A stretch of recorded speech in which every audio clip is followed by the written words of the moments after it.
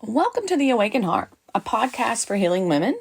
This is a space where your voice matters, your body is sacred, and your journey home to yourself is always honored, no matter how winding the road. I'm Autumn Moran, licensed professional counselor, life coach, and yoga instructor, and ultimately your companion on this wellness journey today. Because today's episode is a little different from what I usually create, what we usually do together. Today, I'm pulling back the curtain and sharing something deeply personal. My recent lab results gave me a little wake-up call. Not nothing new that I haven't seen before, but just really gave me the wake-up call when I had the conversation with the doctor that really wanted to converse. But more than that, I want to talk about small, powerful changes I'm making in response to these lab results. Some things I've done along the way up until this point that have kept me healthy and hopefully offer some encouragement for your own healing journey. Just like maybe a list of things to do, to have, to hold forever and always for yourself. This is like the conversation over a cup of tea we want to have with our elders that tell us, girl, this is how you do it. Sis, if you want to do it right, or if you want to be healthy, if you want to be happy, these are some tips. So these are my life tips thus far. I thought it would be a fun bonus episode. So here's what I want you to know from the very beginning. Healing is not about perfection. It's not about overhauling your entire life overnight or becoming someone completely different by next Tuesday. Real healing, the kind that lasts, the kind that changes us from the inside out, happens in the quiet moments. It happens when we slow down enough to notice what our bodies are telling us. It happens when we make choices that honor both our internal landscape and our external body. So let's take a deep breath. Let those shoulders drop. Maybe close your eyes if you're somewhere safe. Because we're going to spend this time together exploring what it means to truly care for yourself.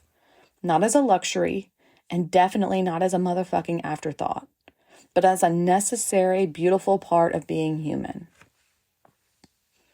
So let's start with the wake-up call, right? That prompted all of this reflection. A few weeks ago, I got my yearly labs, and I want to be clear, like I'm not sharing specific numbers or giving medical advice. What I want to share with you are the deeper insights that came from looking at those results with curiosity rather than judgment. And what I saw in those numbers was a story about how I've been living, about the stress load my body has been carrying, about the blood sugar patterns that told me I hadn't been nourishing myself as consistently as I thought. There were markers that whispered about my nervous system needing more support, about hydration that could be deeper, and about the way I'd been pushing through instead of pausing to listen. And here's something I really want you to hear, because this is something that I think is important. Lab results aren't a punishment. They're not a report card where you pass or fail. They are information. They're a snapshot of how your body is coping with how you're living in the current state. This is your body's way of giving you feedback, sometimes gently, sometimes not so gently. So instead of spiraling too much, instead of panicking too much, I try to approach my numbers with the same curiosity I bring to understanding a friend who was going through this hard time. What is my body trying to tell me? What does it need more of? What does it need less of? How can I support this miraculous, beautiful system I have that's been carrying me through all my days without ceasing? How can I honor my body? The patterns that emerged were pretty clear. They've been on my mind for a while despite the labs. My body was asking for more consistent nourishment. I've struggled with maintaining a good, healthy nutrition regimen for nervous system support, and this is something I've been working on for quite some time. I tend to my nervous system, but because of my nutrition and hydration, it was still hijacking my nervous system without me even being aware. Because for hydration, I went for coffee, 3-4 cups of coffee a day. And these are lattes. They're laden with milk and sugar. My numbers were asking me to slow down, to create more rhythm in my days, and to remember that caring for this physical vessel isn't separate from my from my spiritual or emotional well-being. It's all connected. If I want my manifestations to come true, not only do I got to work on my goals, but I've got to take care of this vessel that's getting me through these goals, right? Yes, it's all connected. So what are you feeling now? Do your bodies send you any signals, or are you sensing anything? And I don't mean the obvious ones, because those count too. I'm talking about the subtle whispers, the afternoon energy crashes, the way you wake up feeling like you're never quite rested, the cravings that seem to come out of nowhere, the cravings for chips, chocolate, carbs, the restlessness that settles in your chest, the tension you carry in your shoulders without even realizing it. Your body is constantly giving you feedback. It's telling you when you're pushing too hard, when you need more nutrition, when you need hydration, when you need to move, and when you need to rest. But, we live in a culture that teaches us to override all these freaking signals, to push through, to ignore what our body needs and show up for everybody else. And what if instead of waiting for lab results or a health scare or some freaking external validation, we started listening now?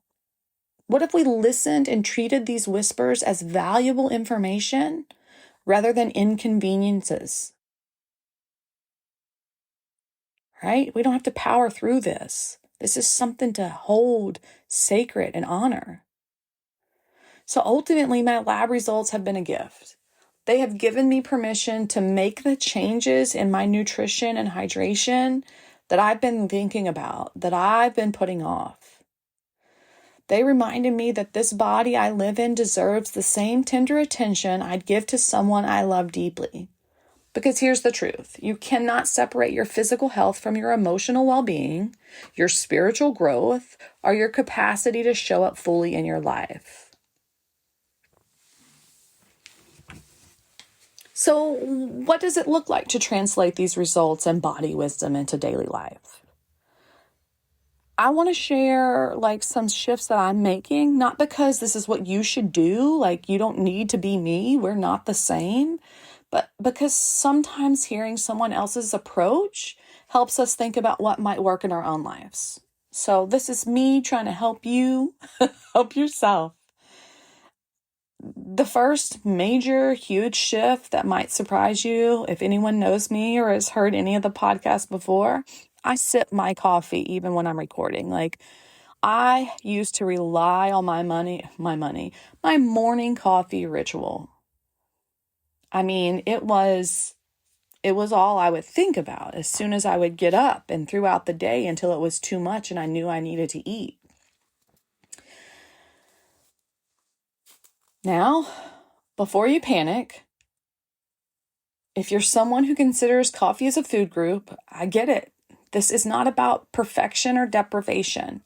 This is about recognizing that the nervous system may be asking for a break from stimulants. And while we're at it, let's talk about alcohol. Nightly wine, nightly beer, nightly glass. That's a depressant, my dear. You're dysregulating your nervous system. It is a known carcinogen. It is poisoning your organs. You are drinking poison. Limit it. Limit the caffeine. Sodas, teas that have caffeine in it. So it all accumulated with me acknowledging that the toll that caffeine takes on my nervous system and my internal system. Because you can't just drink a cup of coffee. You have to hydrate before, you have to hydrate after, and then you have to add some sort of element of food into it so that it doesn't spike your blood sugar. So this was a huge shift for me. And I am not practicing what I preach because I did not take a baby step. Because it's been months. It's been a good 3 to 6 months that I've really been feeling like I need to get off coffee. I need to stop my reliance on caffeine. And my lab results gave me the permission to do just that. So to not give myself an opportunity, I threw all caffeinated beverages away. I threw my coffee system away. I threw all the coffee away. And I created a caffeine-free tea station. I have my little tea kettle. I have a basket of various teas. I drink red raspberry leaf tea in the mornings. Ladies, this is beautiful for your hormones. Raspberry leaf tea, chef's kiss. Chamomile tea. I just picked up a chamomile tea with saffron in it. I got a turmeric ashwagandha, and I'll even make gallons of herbal tea. I'll mix chamomile and my turmeric and ashwagandha and have iced. So I still get my fix. I make it in my little cup for like I'm having an iced latte, or if I want it hot in the morning, I have it like I'm having a hot cup of coffee. I don't add anything to it. I don't add sweeteners. And if I could say one thing about it, it has changed me. It has changed the way I approach food. It has changed the way I can eat food. I have a bigger capacity to eat more nutritionally now that I'm not consuming caffeine. So it's a treat now. Alcohol, caffeine, it's a treat. Once a week, once or twice a week, spread out, I can give myself a latte. So I'm not depriving myself, but I'm giving myself more of what I need and dabbling in the sweet treats.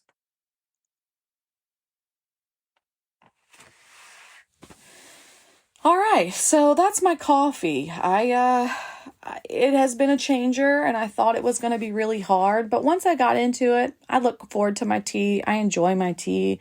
I just picked up a new tea. I can't even remember what it was, and I drank it this morning, and it was delicious. There's so many variety of caffeine-free teas that you don't run out of choices. You can keep trying until you find one or two that you really like. Also, a big shift is how I'm committed to eating every 3 hours now. I have breakfast, morning snack, lunch, afternoon snack, and dinner. And then if I happen to be snacky at night, I'll have a little snack plate. This amount may sound like a lot because it does sound overwhelming, especially when you have limited capacity to meal plan or fix food for yourself.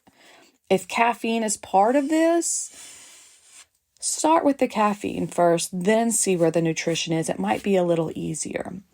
I get blocks of cheeses, and I'll just slice off the blocks of cheese for a serving, and then I'll have some apples or some honeydew or any sort of fruit that's on hand. Applesauce in the little pouches is my favorite go-to.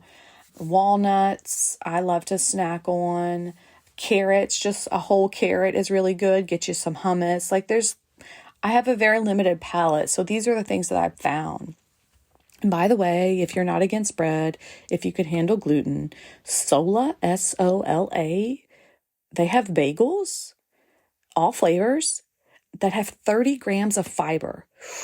30 grams of fiber per bagel. That's pretty much your daily allowance. And it has like 15 grams of protein. I don't know what they taste like untoasted, but I toast them and put peanut butter on them, melt cheese on them, make some butter and jelly, whatever I'm in the mood for, because I know that bagel is so stinking good for me. So I focus on 3 things: fiber, healthy fats, and natural protein. My fiber comes from my fruits and vegetables and my whole grains. My healthy fats come from olive oil, seeds, and nuts. And my proteins come from hummus, tuna. What else do I eat protein? Some beans and some lightly baked chicken. I don't do heavy proteins. And this combination helps my blood sugar stay steady instead of spiking or crashing throughout the day. Like no more midday slumps. Mind is clear all day long. I don't feel like I'm in a fog. Like it's really changed the way I live when I've changed these things about my nutrition. And then I changed my hydration, and then the nutrition has fallen into place quite easily. I've also long ago said goodbye to processed proteins, powders, bars, supplements that promise easy nutrition. No, they're not there. There's something that you need from natural sources of protein. It's like the difference between getting a hug from a real person versus a hug from a pillow. Technically similar, but your body knows the difference, right? And speaking of supplements, hard on your internal systems, so many fillers, not regulated. If you're getting them from Amazon, you don't know what you're getting. It has come out that they create the same labels, the same bottles, and mimic the same things, and it's filled with fillers. So, get it from the source. And I'm serious, talk to your doctor first, as silly as that sounds. Look at your labs, see how your body's performing before you put supplements into your system, because it could harm more than do good. For me, the only supplement I take now is a magnesium. I'm back to the fundamentals: real food, clean water, adequate sleep, and consistent movement. Back to the basics. Brings me to my commitment to being in the water regularly.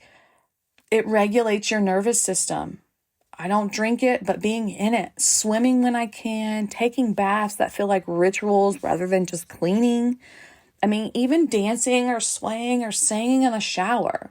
There's just something about water that our bodies recognize as healing. Maybe it's reminding us where we came from. Maybe it's the way water supports us without effort.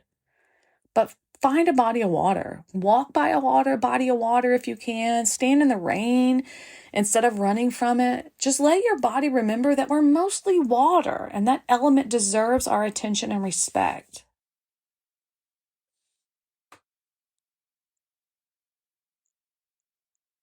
It may sound like I woke up one morning and said, I'm changing everything. But I want to be real with you. These actions, especially me throwing away my coffee pot and setting up a caffeine-free tea station, that wasn't overnight. My tea selection has been growing. I have changed and morphed the way I drink coffee to the healthiest version I could, but still having milk and sugar intake quite high. So when I had the labs, it was just finally the last straw, essentially, that was like, okay, I've been telling myself this for a long time. It's time to do what I know my body needs, because I knew my body needed a break from caffeine. When my doctor was like, Autumn, you have adrenal fatigue. And I was like, well, what is that? Tell me your symptoms and we'll see. And the more she talked, I was like, okay, got it. Okay, thank you. I'm aware of what I need to do now. I'm aware of adrenal fatigue.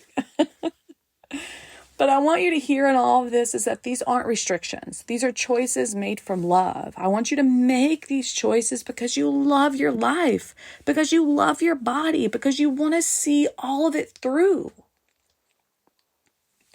When you approach changes from a place of punishment or deprivation, they don't stick. Honestly, today I'm recording this on a Saturday. I think I had 3 coffees this week. 1 a day, but I spread them out. So I'm not perfect. I'm not doing it all amazingly. I still crave the coffee. And sometimes if there's a coffee shop in my grocery store that's super delicious and I happen to go in the grocery store, something happens and I'm right there ordering a cup of coffee. So I'm strong, but not super strong. I'm a human. But when you make your choices from a place of curiosity and care, they become part of who you are rather than something you have to force yourself to do. And I want to talk about the nervous system regulation, because here's what I've learned. We can eat all the right foods and take all the right supplements, but if your nervous system is constantly in fight or flight mode, your body can't actually utilize any of that nourishment effectively. Because of my caffeine intake, which led to my lack of nutrition, my nervous system was dysregulated. I was in fight, flight, freeze, fawn. I don't really freeze, but I can fawn and I can fight and I can fly. So it wasn't about me not handling my shit. It was about my nutritional intake. What I was consuming was working against all that I was trying to do mentally, all the other things I've been doing to regulate my nervous system. My anchor for everything I'm doing right now is this. Slow down everything. And I mean everything. The way I eat, the way I move through my morning routine, the way I respond to emails, the way I transition between activities, the way I walk around my house, the way I do my chores. Because we live in a culture of speed and urgency, and our nervous systems are paying the fucking price, my dears. When we're constantly rushing, constantly stimulated, constantly quote unquote on, our bodies never get the signal that it's safe to rest, safe to digest, safe to heal, and safe to restore. We stay stuck in the sympathetic nervous system activation, that state where we're ready to fight or flee, even when we're just sitting at our desk trying to fall asleep at night, right? Whether we're trying to work, whether we're trying to sleep, it's time to go. It's time to flee. And I have to say, that sense of fleeing, that sense of flight has gone away since my caffeine reduction. I no longer feel like I've got to hurry up and get this fucking figured out. So how do we shift this? How do we give our nervous systems the message that we're safe, that we can slow down, that we don't have to be hypervigilant every moment of every day? I mean, it starts with being grounded in breath work. I'm not talking about techniques or forcing yourself to breathe deeply. I'm talking about simply making your exhales longer than your inhales. This sends a direct signal to your nervous system that you are safe. When your exhales are longer than your inhales, it regulates your nervous system. Try this with me. Breathe in for a count of 4. Inhale, 1, 2, 3, 4, and breathe out for a count of 6. 1, 2, 3, 4, 5, 6. In for 4, 3, 2, 1.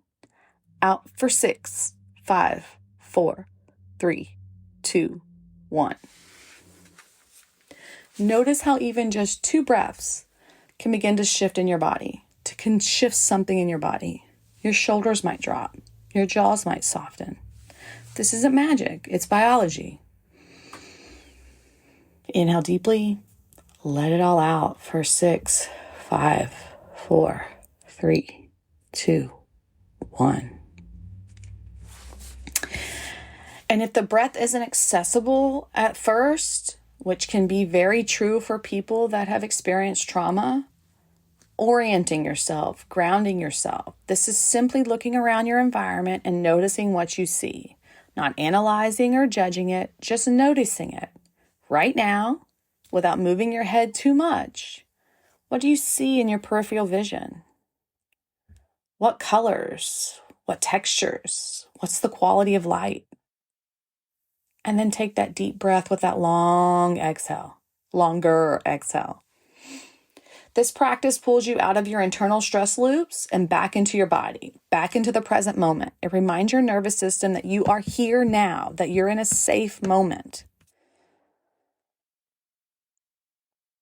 You can always place one hand on your heart, one hand on your belly, breathing deeply, letting yourself know that you're safe, relaxed, right where you are. No one's chasing you. You can gently massage your own shoulders, massage your arms, massage your hair, give yourself your own head massage. Because we're touch-hungry creatures, and sometimes we need to remember that we can give ourselves some of the soothing contact that our nervous system craves. And for me, having a daily pause. Slow living is something I've been working on for a while, and after these lab results, it just supports my endeavor. I mean, these are moments throughout the day where I literally stop what I'm doing and I check in with my body and nervous system. Before I eat, I pause and take a few breaths. Before I pick up the phone, I pause and notice how I'm feeling. Before I start a new task, I pause and ask my body if it needs anything. These pauses are tiny. I'm talking about 30 seconds to a minute, but they're revolutionary. They interrupt the momentum of constantly doing and creating space for being. They give your nervous system permission to recalibrate instead of staying stuck in perpetual activation. Here's what I want you to understand that's very crucial. Your body needs proof that you're safe. It's not enough to think your way into calm. Your nervous system responds to actions, to sensations, to concrete evidence that you're not in danger. Safety doesn't come from forcing calm or spiritual bypassing your stress. It comes from moving slowly, from breathing consciously, from touching yourself with tenderness, from looking around and really seeing your environment. It comes from pausing long enough to let your system catch up with where you actually are instead of where your mind thinks you need to be. Nervous system regulation isn't a destination you arrive at. It's an ongoing process. Some days you feel centered and grounded, other days you feel scattered and overwhelmed, and both are normal. The goal isn't to never feel activated.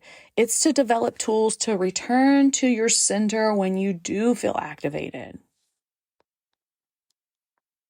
So that's some changes. That's some stuff I've noticed. And now I just want to share some self-care techniques that I think are helpful for women everywhere. Real self-care isn't the daily practice. It's the daily practices that honor our whole body, mind, spirit, and our future self. So first off, skincare is beyond the face. If you haven't heard it, if you don't know it, it may be old news by now, but what you put on your face goes on your neck, goes on your chest, goes on your hands, right? Look at the ingredients. The cleaner the ingredients. There are plenty of apps out there that you can scan the label and it'll tell you whether these ingredients are inflammatory, or carcinogenic, or just overall bad for you. Find products with good cleansing ingredients, nurturing ingredients. Our hands show our age. Don't forget our hands. It tells the story of our lives, how you spend your days. So when you're going out, put some stuff on your hands. When you put something on your face, it goes on your neck, your chest, and your hands. And then you put lotion on your arms and legs. Yes, and your body. I mean, after that, daily journaling is huge. 10 to 15 minutes just of writing, pen to paper, or a blank document on the computer, or on your phone, on your tablet. No TV, no phone, no distractions. This is not about pretty bullet journals or Instagram worthy setups. I'm just talking about emptying your mind onto paper and creating space for clarity to emerge. It's about processing your experiences, your emotions, your dreams, your fears in a way that helps you understand yourself better. If you need a prompt to get started, ask AI to give you a prompt, but you let it free flow. It doesn't have to be perfect. This isn't about documenting your day or making lists, although those have their places. You just need to let it out. Let some free flow go. See what comes up if you just sit there and write. And here are some prompts I've been working with that you might find helpful. What dream do I want to bring closer today? What small choice could I make today that would honor my body? What feels heavy in me right now and what feels right and light? What feels right and light? I'll repeat that really quickly. What does my body need today? No, that's something I haven't got to. Let me go up. Let me get back to my notes. What do I dream? What dream do I want to bring closer today? I'm sorry about this. What small choice could I make today that would honor my body? What feels heavy in me right now and what feels light and right? And sometimes you can write, what does my body need today? What does my heart need? What would love do in this situation I'm facing? The questions matter less than the practice of slowing down just enough to ask them and listen to the answers. This kind of journaling is less about pretty writing and more about creating space for your inner wisdom to speak. Don't edit yourself. Don't worry about grammar or spelling. Just let whatever wants to come through. And the third practice I'd like to extend to you is daily movement. And I want to emphasize daily. And I'm not talking about all your 10,000 steps a day. I'm not talking about going to every HIIT class or every hot yoga vinyasa that's going to make you sweat and pound and blah, blah, blah. I'm talking about gentle body movement that is nourishing. It needs to be consistent and not leave you feeling exhausted. It doesn't mean intense workouts. This could be a 10-minute walk around your block. It could be dancing to 3 songs in your living room. It could be a gentle yoga video, a Tai Chi video off of YouTube, swimming, cycling for at least a couple of miles, not anything huge, and lifting moderate weights. Whatever feels good in your body and is sustainable in your life. Give yourself permission to slow down, even in your workout regimen. Talk about cycle syncing. If you're going to have a workout plan, make sure you're syncing it to your hormone cycles, because in your bleeding phase and your luteal phase, which is before your bleeding phase, you're not going to have the energy to do your high impact, and that's okay. You shouldn't be doing it anyway. And then the follicular phase and ovulation phase, you've got the energy to do a little bit more HIIT, a little bit more intense sprinting or something. So design your workouts based on where you are in your hormone cycle. Movement is a love note to your nervous system, my dears. It's a way of discharging stress and tension that gets stuck in your body. It's a reminder that this physical form you inhabit is capable of strength and grace and pleasure.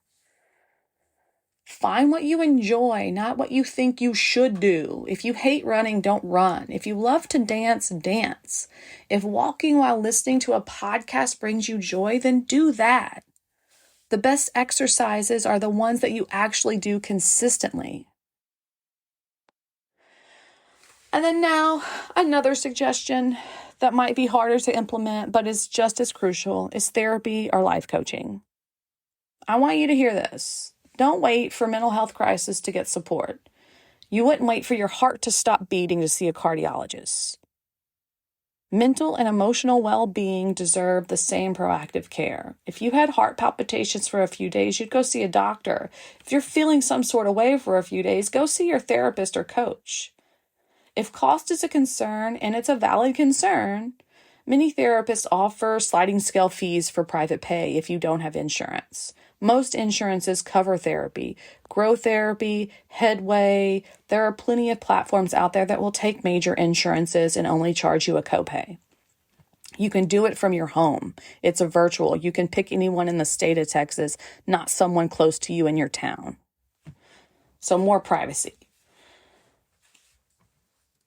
And then finally, I want to talk about soulful boundaries, my dears. This might be the most important practice of all, and it's one that many of us, especially as women, struggle with. And here's what I mean by soulful boundaries. Be love and light, yes, but don't take any shit. Be kind, but be discerning with your kindness. Be generous with your energy, but be selective about where you spend that energy. Be all the things women are often told not to be. Be selfish when you need it. Be picky how you need to spend your time. Protect your peace. Do all the things society tells women not to do, and I promise you, happiness. Real happiness, real well-being lives in your ability to say yes to what nourishes you and not what depletes you. This includes toxic relationships. But it also includes the subtle ways you might be betraying yourself. Saying yes when you mean no. Overcommitting, I'll do it, it's fine. Staying in situations that drain your energy. Avoiding difficult conversations, or people-pleasing at your own expense. Boundaries aren't walls. They are gates. They're conscious choices about what you allow into your life and what you don't. They're acts of self-respect that teach others how to treat you. They are your guideline for how people treat you. So the name of the game in all these practices is honoring your body inside and out. Nutrition, hydration, sleep, creativity, relaxation, movement, emotional processing, and spiritual connection. Not perfectly, not all at once, but daily, consistently, lovingly. You don't have to be perfect at any of these things. You just have to begin. Pick one. Maybe it's drinking more herbal teas that are caffeine-free. Maybe it's taking 3 conscious breaths before your meal, or writing for 10 minutes each morning, or going for a walk every day. Start there, master that, then add something.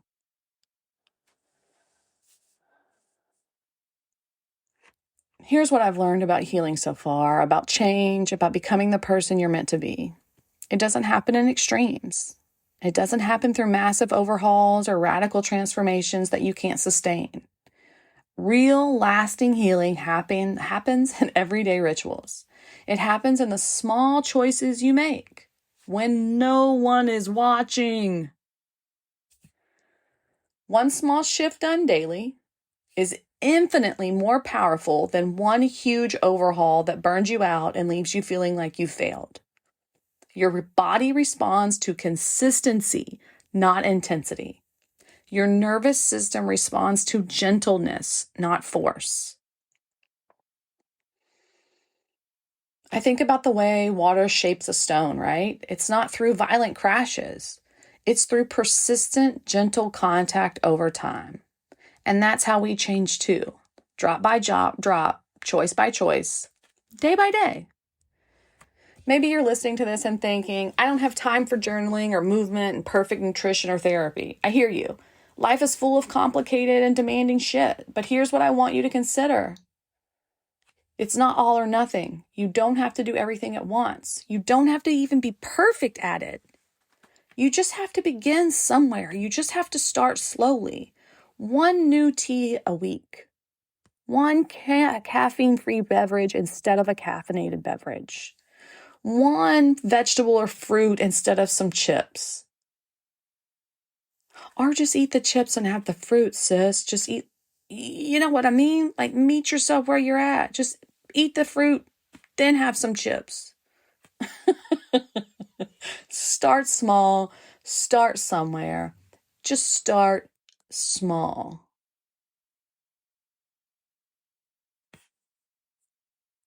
Trust yourself to know what feels nourishing versus what feels depleting.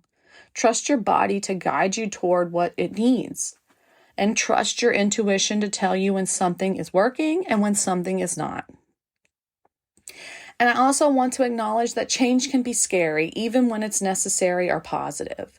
When you start honoring your body's signals, when you start setting boundaries, some people in your life might not understand. Some situations might feel uncomfortable as you outgrow these old patterns you're feeling. And this is normal. This is part of the process. Growth requires us to become uncomfortable with who we used to be so we can make space for who we're becoming. Trust this process. Trust yourself. And here's your invitation for the week. Not a challenge, not a demand, but a gentle invitation. Pick one area we've already talked about today. Hydration, journaling, movement, maybe skincare, maybe finding a therapist. Maybe starting to notice where you need to set a boundary. Pick one thing and commit to it gently for 7 days. Not perfectly, not obsessively, just consistently. Notice how it feels. Notice what shifts in your body, your energy, your mood, your relationships. Let that information guide your next choice. Because you are not a project to be fixed. You are a human being worthy of care, attention, and love, especially from yourself.